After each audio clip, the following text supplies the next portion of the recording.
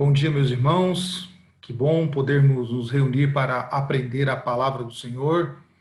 Depois de um culto abençoado, onde ouvimos nosso irmão presbítero Cláudio nos trazer uma mensagem abençoada, uma mensagem que falou muito aos nossos corações em Salmo 3, falando da confiança de Deus, né? Tenho certeza que essa palavra edificou o seu coração, edificou as nossas vidas. E agora vamos para a nossa escola bíblica dominical, onde nós aprenderemos sobre a pessoa do Espírito Santo, né? Vamos orar e dar início a mais uma escola bíblica dominical.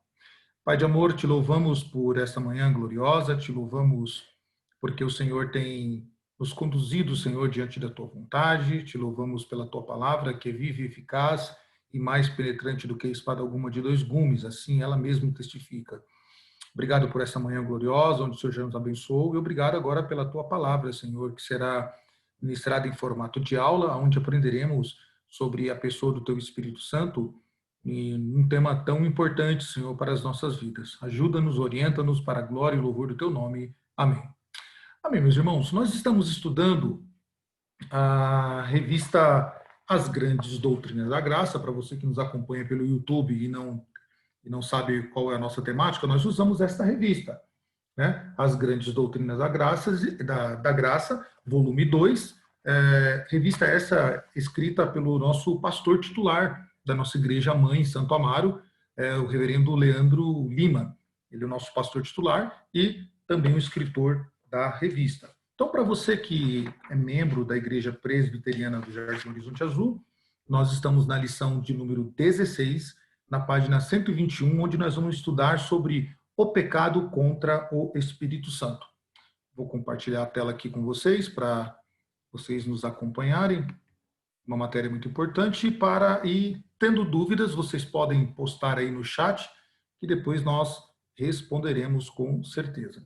Bom, como introdução, o nosso pastor ele coloca que todos os pecados são desagradáveis a Deus, mas há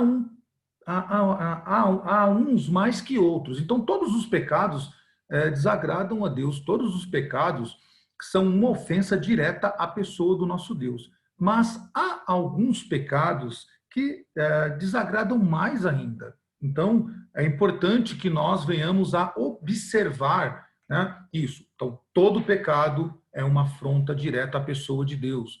Todo pecado é uma agressão direta à pessoa de Deus. Seja pecado que você cometeu contra o próximo, contra uma instituição, contra você mesmo, né?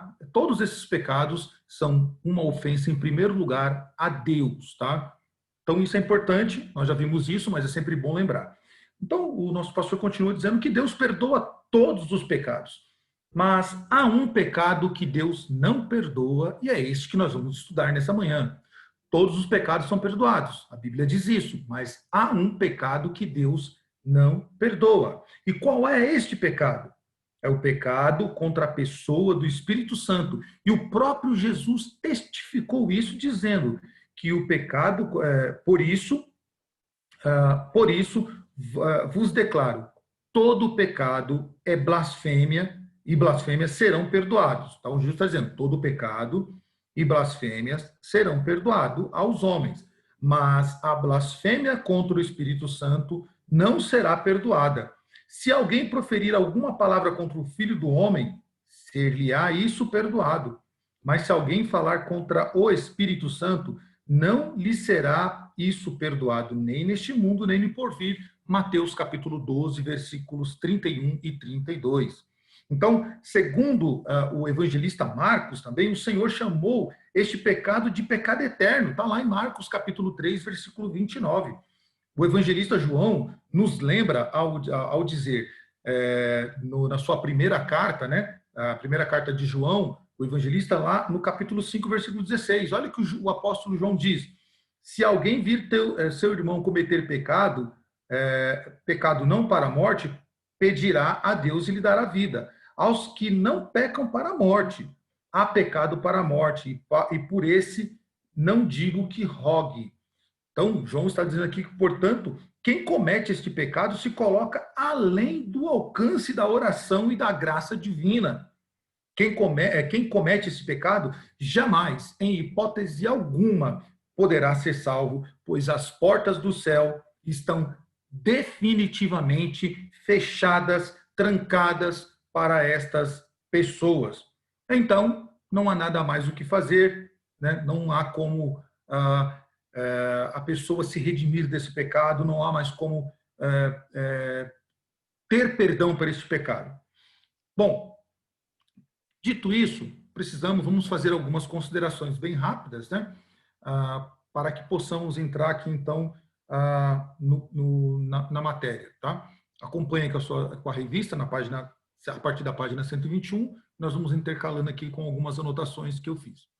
Bom, o Espírito Santo, é uma pequena lembrança, tá? O Espírito Santo, Deus, Trindade, pentecostalismo, renovação carismática, carismatismo, dom, curas, interpretações, línguas estranhas, milagres, maravilhas, sinais, poder, profecia, revelação, cheio da plenitude do Espírito Santo, são palavras atribuídas à matéria da pneumatologia. Todas essas palavras que eu disse, né, ou termos, ou nomes, estão ligadas a essa disciplina. Então, toda vez que você ouvir esse tipo de terminologia ou palavra, isso se remete ao Espírito Santo, à pessoa do Espírito Santo.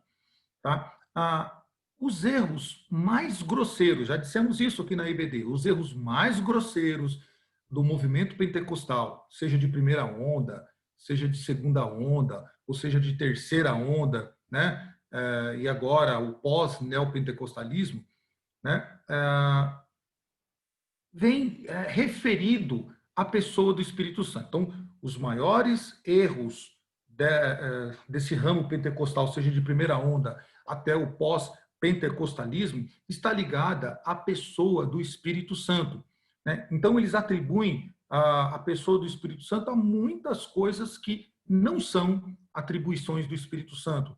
Eles deturpam verdadeiramente o ministério do Espírito Santo, a pessoa do Espírito Santo, o ministério do Espírito Santo, os atributos do Espírito Santo, né? Então, eles desconectam o Espírito Santo daquilo que realmente as Escrituras dizem sobre ele. Alguns exemplos, nós já vimos isso, né? O Espírito Santo ele não veio para falar de si mesmo. Então, erros que o movimento comete é quando coloca o Espírito Santo em evidência, como orando ao Espírito Santo, falando, né, nos cultos, fazendo cultos para o Espírito Santo, e etc. e tal, como vocês já sabem, e já falamos aqui. É um erro, tá? É um erro porque o Espírito Santo não veio para falar dele, não veio para brilhar, ele veio para falar de Cristo, para anunciar, para focar em Cristo e para conduzir a igreja a glorificar a Cristo.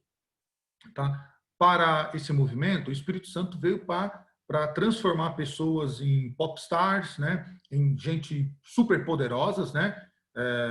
Parece que esses tipo de crente que tratam o Espírito Santo dessa maneira, parece que eles querem fazer parte da Liga da Justiça ou dos Vingadores, né? Ou ainda de algum grupo de super-heróis super poderosos, porque o Espírito Santo vem sobre eles para capacitar eles de um poder extrafenomenal, uma coisa assim surreal, em que eles são agora quase um deus, de tanto poder que tem. Eles curam, eles ressuscitam, né? Eles fazem coisas assim mirabolantes, né? Eu estou falando fazem coisas, você entenda aí entre aspas, tá? Fazem coisas que se assemelham a um deus, tá? Porque eles dizem que o Espírito Santo os capacitou para isso. E, ironicamente, nós não vemos nenhum desses superpoderosos eliminando agora, né, o coronavírus no mundo todo. Onde estão eles para impor as suas mãos poderosas, né, com as suas ferramentas poderosas que o Espírito Santo deu a eles para eliminar este mal, né? Então, meio irônico o discurso com a prática, tá? Ou meio contraditório, melhor dizendo. Então, eles tiram o ministério do Espírito Santo, que não veio para isso, né, essa pataguada toda. O Espírito Santo veio para consolar os crentes, convencer os ímpios do pecado, tá? E veio para ser o nosso intercessor. Quando nós não sabemos como orar, o Espírito Santo intercede por nós. Então, este é o ministério do Espírito Santo, tá? Consolar o crente, convencer o pecador da sua vida de pecado, né? veio para interceder diante do Pai por nós e veio ajudar o cristão na sua vida cristã. Então, é isso. Tá?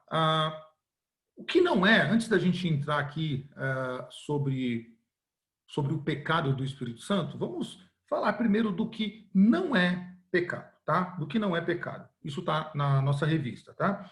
Antes de analisarmos, então, o ensino bíblico sobre o que caracteriza este pecado, é muito interessante a gente, então, fazer algumas observações sobre o que este pecado, de fato, não é, tá? Porque também criou-se aí no movimento evangélico, uma confusão terrível do que é pecado contra o Espírito Santo. Por exemplo, quando alguém diz assim, eu não creio no Espírito Santo, né? Quando uma pessoa qualquer diz, eu não creio no Espírito Santo, blasfemou contra o Espírito Santo. Meu Deus, aí faz sinal da cruz, tudo, pecou, blasfêmia contra o Espírito Santo.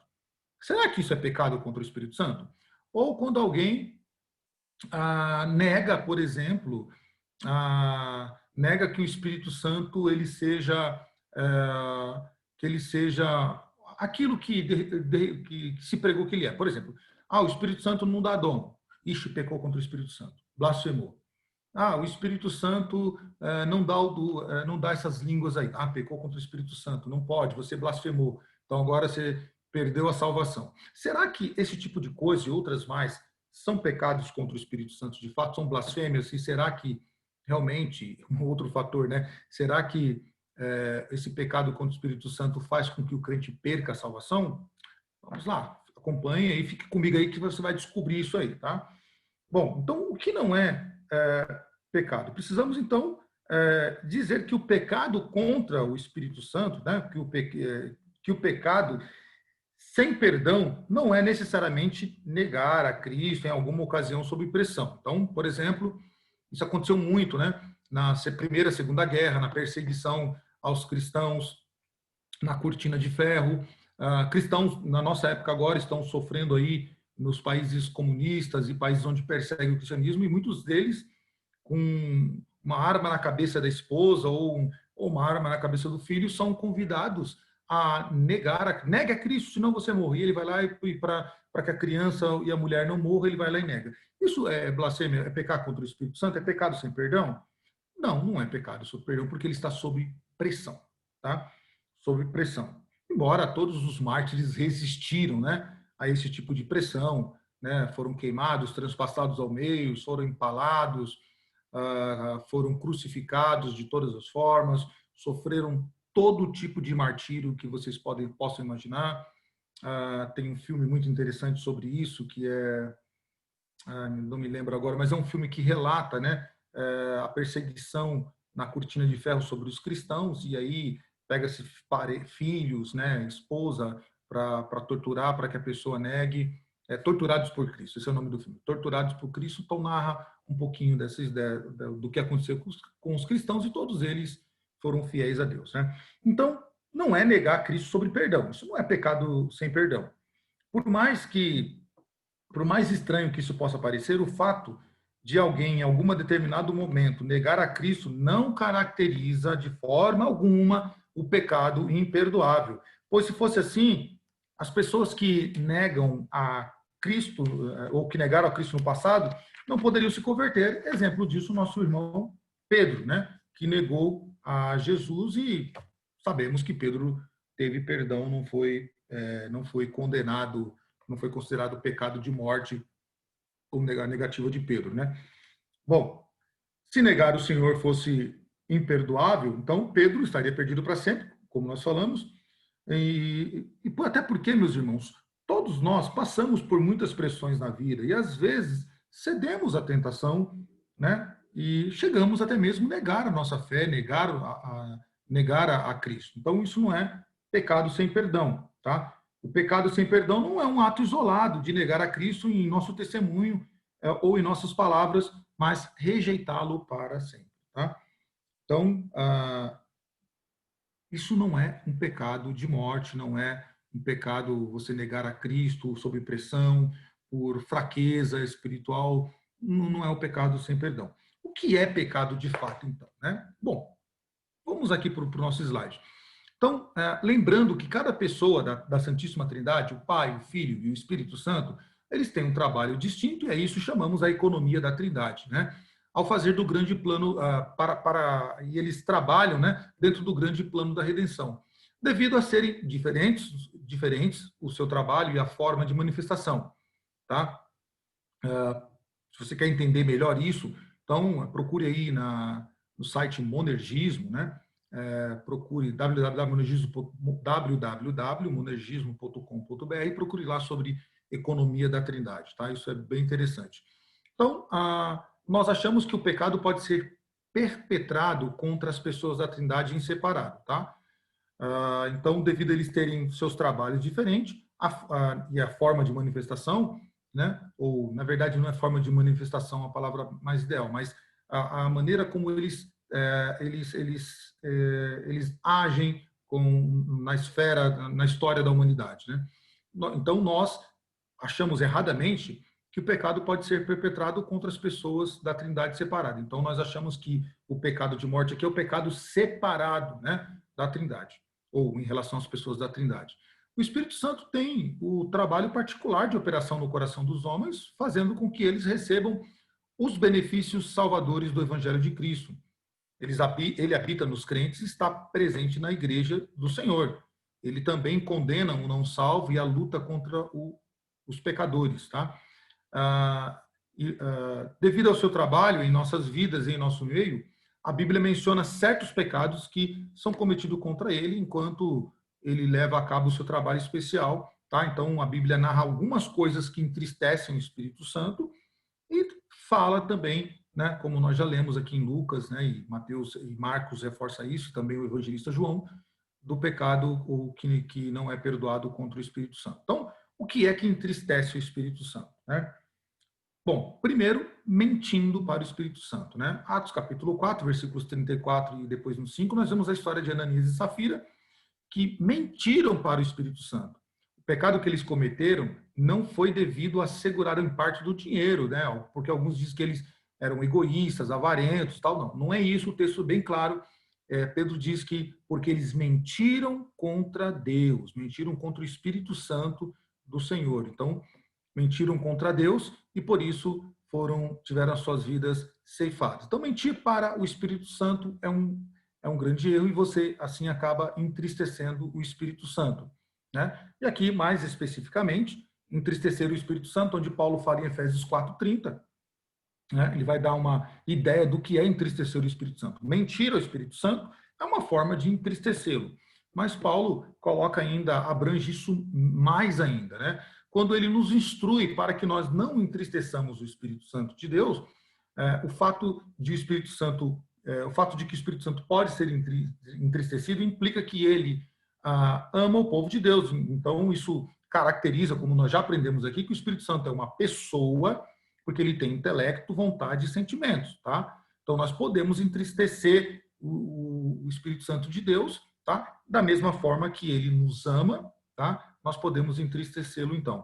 Então, Paulo, ele dá uma ideia para nós aqui do que é, né? Então, nós temos aqui palavras pecaminosas, né? O Espírito Santo é entristecido de várias formas, né? Uma das formas é de formas pecaminosas. O pecado entristece o Espírito de Deus. Palavras pecaminosas, né? O cristão é convidado sempre a ter a sua língua, a sua boca, né? Como uma boca santa, como alguém que profere palavras santas ou palavras puras, né? E não palavras indecorosas, esdrúxulas, né? Palavras de baixo calão ou palavras com duplo sentido, porque às vezes a pessoa não fala uma palavra esdrúxula e nem uma palavra de baixo calão ou uma palavra indecorosa, mas ela trata sempre com com palavras de duplo sentido. Isso entristece o Espírito Santo. As atitudes, isso está lá, né? Você pode ler Efésios 4, 29 e 31, depois capítulo 5 e versículo 4. Também Efésios 4, 31, atitudes pecaminosas, né? Atitudes que são pecados, né? O olhar nocivo, a mente maldosa, o coração iracundo, né? Os ouvidos que só prestam para ouvir coisas ruins. Então, todo tipo de atitude pecaminosa, distrato com o próximo, né? E outras coisas mais desse tipo, são atitudes pecaminosas contra o Espírito Santo. E atos pecaminosos, capítulo 5, versículo 3, também vai dizer isso, né? Todo o pecado é todo ato que fere a vontade de Deus, que fere a santidade de Deus, né? Então, palavras, nós pecamos em palavras, atitudes e em atos, tá? Isso é pecar contra Deus e se entristece o Espírito Santo. Né? 1 Tessalonicenses capítulo 5, versículo 19, diz que diz que nós somos advertidos, né, contra extinguirmos o Espírito Santo. Isso um crente pode fazer durante um certo tempo, endurecendo o seu coração contra a liderança do Espírito Santo, negando, né, ou não deixando que o Espírito Santo o conduza, né? Devemos estar prevenidos para não abafarmos a voz do Espírito Santo, porque homens como Davi, Abraão, Jonas, por certo momento da sua vida, parece que eles deixaram de ouvir o Espírito Santo e foram por outros caminhos. Davi olhando o que não era para olhar, querendo ter aquilo que não era para ele ter, Abraão indo para um lugar que não era para ele ir, para ele estar, Jonas fugindo da vontade de Deus. Então, parece que por alguns momentos esses homens não quiseram seguir a liderança do Espírito Santo. Né? E duas formas, ou três formas, pelo menos, de nós entristecermos o Espírito Santo, dando margens para extingui-lo, são a rebelião, né, contra a sua palavra inspirada. Tá? É uma forma de você extinguir o Espírito Santo, uma forma da pessoa extinguir o Espírito Santo é ela rebelar-se contra a palavra, né? Porque a palavra de Deus é a nossa única regra de fé e prática, nós cremos que ela é inspirada, harmônica e ela é inerrante, tá? Então, se rebelar contra a palavra é uma forma da pessoa ir aos poucos extinguindo o Espírito Santo. Uma outra forma é quando ela abafa as repreensões do Espírito, né? Quando ela não quer ser repreendida pelo Espírito, então ela é advertida e ela reage contra aquilo, ela peleia contra aquilo, ela batalha contra aquilo, então ela vai acabar extinguindo o Espírito Santo da vida dela. E quando ela resiste às lideranças internas, né, também do Espírito na vida dela, ela pode aí ir aos poucos extinguindo o Espírito Santo. Bom, a nossa revista ela vai um pouquinho mais além ainda, porque ela coloca assim, já no segundo no segundo parágrafo, né, ela diz assim, vamos ler do primeiro, né? Ele diz assim que no contexto em que Jesus declarou que a blasfêmia contra o Espírito Santo não tinha perdão, ocorreram algumas coisas bastante sugestivas para o nosso entendimento do assunto.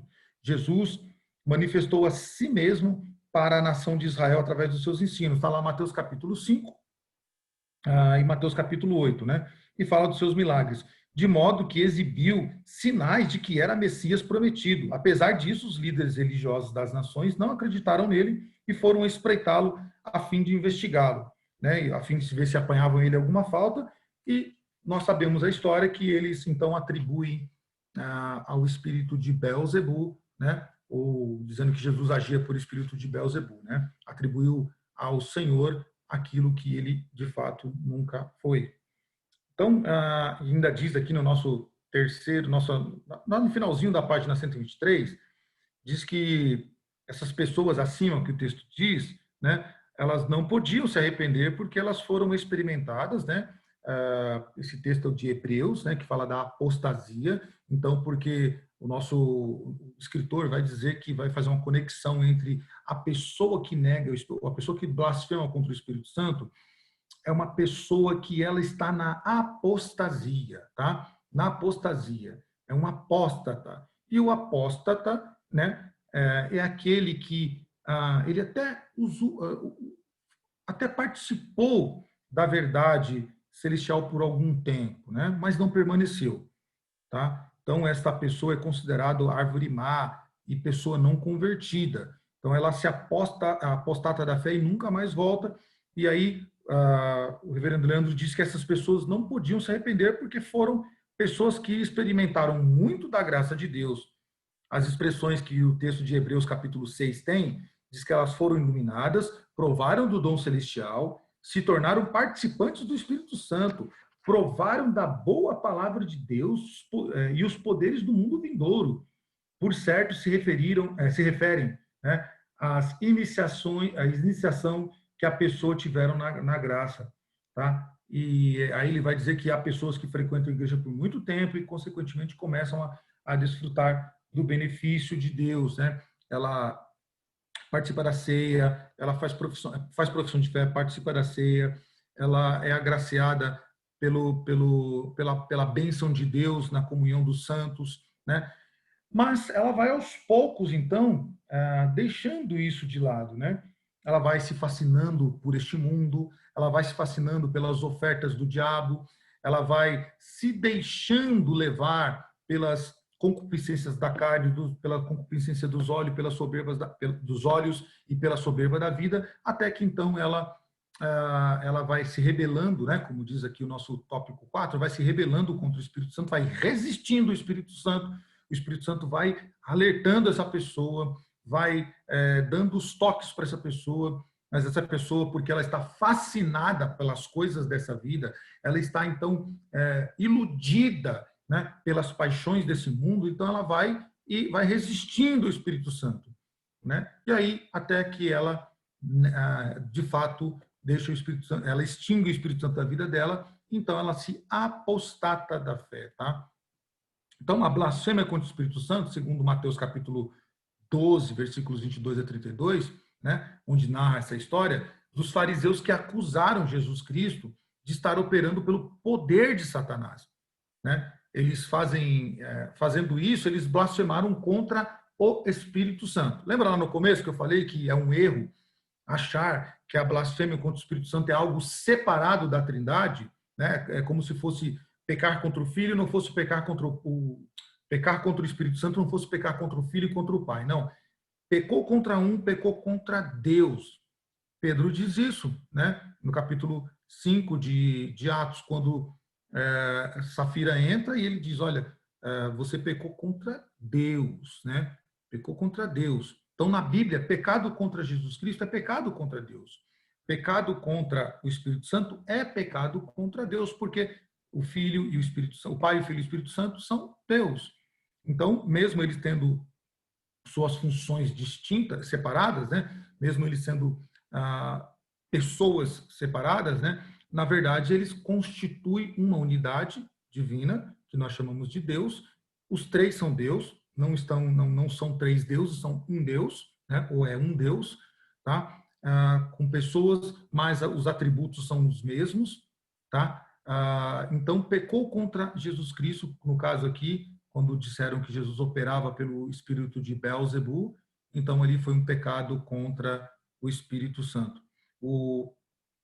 Então, esse erro deve ser evitado, tá? Então, não é um erro separado. Então, quando eles fazem isso, quando eles dizem isso sobre Jesus, eles pecam contra o Espírito Santo, tá? Porque eles diziam que Jesus estava operando pelo poder de um espírito imundo, tá? Atribuíram ao Espírito Santo obras malignas. Tudo isso, então, é muito simples. Contudo, quando os homens começam a aplicar esses preceitos nos dias de hoje, resulta em uma grande confusão. Alguns afirmam que o pecado imperdoável não pode ser cometido hoje, e outros definiram isso como somente a morte sem Cristo, tá? Isso é outro erro também. O autor tem frequentemente se perguntado o porquê de nós não aceitarmos a afirmação de que Cristo, que diz que o pecado imperdoável é blasfêmia consciente, né? Isso é muito importante, irmãos. A blasfêmia contra o Espírito Santo, ela é consciente, ela não é inconsciente, não é aquilo, poxa vida, será que eu pequei contra o Espírito Santo? Deixa eu orar a Deus para saber se eu pequei contra o Espírito Santo. Não, o pecado contra o Espírito Santo, ele é consciente.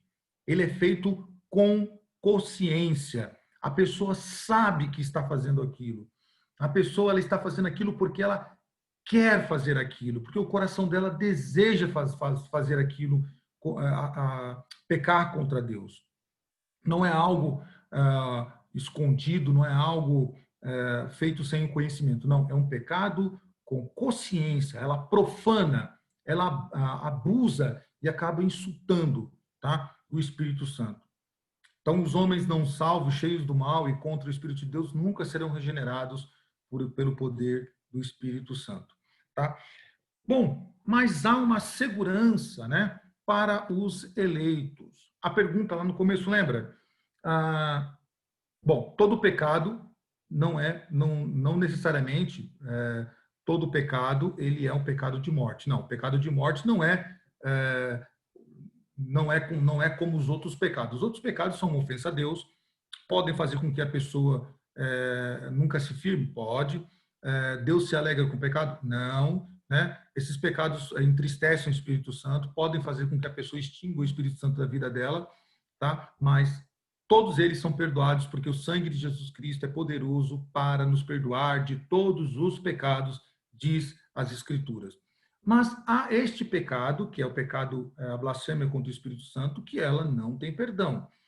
Bom, se ela não tem perdão, então quem comete perdeu a salvação? Lembra do começo lá? Vamos responder agora, você que permaneceu até o fim dessa aula. Quem saiu antes perdeu a resposta, depois você manda um WhatsApp lá e conta para ele ou para ela, tá? Brincadeiras à parte, vamos lá. Então, olha só interessante o que o reverendo Leandro entende sobre isso, e é um conceito bíblico também, que não devemos pensar, portanto, que esse pecado signifique uma perda de salvação. Ele é muito mais do que um ato de apostasia. Um apóstata é alguém que experimentou em alguma medida a fé, mas que não se firmou nela. E depois de algum tempo abandona e irremediavelmente não deseja mais viver com Deus. Essa pessoa nunca foi verdadeiramente salva. Esteve muito perto de ser, porém não foi. Tá? E aí, talvez você fique assim, mas espera aí, tem pessoas que quase são salvas e não são, tá? Isso é uma expressão nossa, né, da nossa maneira humana de pensar, né? A eleição, ela não é conforme nós pensamos, mas é conforme a Bíblia diz, vem de Deus, tá? E nós não devemos questionar a maneira como Deus salva os eleitos, tá? É Deus quem salva, Romanos 9 diz isso, que não devemos ensinar Deus a ser Deus, tá? Então, essas pessoas, elas ao nosso olhar, tá? Ao nosso olhar, elas estavam andando no caminho correto, mas se desviaram por algum perto do momento final, né? Ou próximo de estar salvas, né? Do nosso olhar, de novo, do nosso olhar, tá? Então elas não foram salvas, porque nunca foram salvos de fato, é isso que a gente entende, as nossas confissões de fé entendem isso, e, e nós entendemos pelas escrituras isso, que elas nunca foram salvas de fato. Bom, talvez essas pessoas foram como Judas, que esteve muito perto do Salvador, né? Andou com Jesus, esteve com ele, participou de muitas coisas com Jesus, né? Mas estava longe da salvação. Então, note, perto do Salvador, longe da salvação. O pecado contra o Espírito Santo é uma rebeldia total contra a verdade, que algumas pessoas demonstram depois de conhecer a verdade e até experimentar muito do seu poder, tá? Essas pessoas se rebelam contra Deus e nunca mais voltam e nem desejam voltar à comunhão com Ele. Todos, isso aqui é muito importante, meus irmãos, olhem, gravem bem isso, tá? Todos os crentes verdadeiros não precisam temer cometer o pecado contra o Espírito Santo, porque são guardados por Deus. Porém, isso não deve nos levar a uma vida de desleixo, tá? Não deve nos levar ao desleixo espiritual, andar de qualquer jeito, não, tá? Porque é a continuidade e a firmeza da fé que vão evidenciar a nossa salvação, tá? Então, quem persevera na fé? Quem é que é preservado, né, para a salvação? Aqueles que têm uma continuidade e firmeza na fé. Palavra, como diz Calvino em suas palavras, né, ele diz assim que sempre serão, na verdade, as palavras de Calvino são um consolo, né? Palavras que Calvino extrai, né? O pensamento que ele extrai das Escrituras, e as Escrituras então nos confortam, mostrando que os eleitos estão livres disso. E Calvino então, dentro do seu conhecimento teológico, diz essas palavras: os eleitos se acham fora do perigo da apostasia final, porquanto o Pai que lhes deu Cristo, seu Filho, para que sejam por eles preservados. Que glorioso, meus irmãos, é saber que o eleito, aquele que foi eleito por Deus, ele será preservado durante toda a sua vida, porque Deus Pai enviou o seu Filho, né, para que nós não fôssemos condenados, mas para que nós fôssemos salvos. Quem garantiu a salvação? Foi os nossos bons atos? Foi a nossa continuidade de fé? Não, nossa continuidade na firmeza, no Evangelho e na fé, foi uma evidência. E essa evidência foi garantida pela morte e ressurreição de Cristo. Quem garantiu nossa salvação? Cristo. Por isso, os eleitos não pecarão contra o Espírito Santo, eles não blasfemarão contra o Espírito Santo, então, portanto, podemos ficar tranquilos naquele que nos garantiu a salvação. Amém, meus irmãos? É isso, que Deus em Cristo nos abençoe, que você continue firme, né? Continue atento à sua vida espiritual. E eu te convido para, na próxima aula, nós estudarmos sobre eclesiologia. Né? Nós vamos estudar, então, sobre a igreja verdadeira, a próxima aula. Eu te convido aqui no canal da nossa igreja a continuar, né, as nossas EBDs. E para você que pode, não está no grupo de risco e deseja conhecer a nossa igreja, você é muito bem-vindo, né? É convidado a fazer-nos uma visita. Nossa igreja está na rua Vilfredo Pareto, número 168, ali no Jardim Horizonte Azul, próximo no final do ônibus 700610. Tá? Você é convidado, ou aqui na nossa página você tem o nosso telefone, nossos endereços de e-mail, pode entrar em contato conosco e será um prazer recebê-los na nossa igreja. Deus abençoe, meus irmãos, um ótimo domingo, um ótimo dia do Senhor para você e para a sua família. Amém.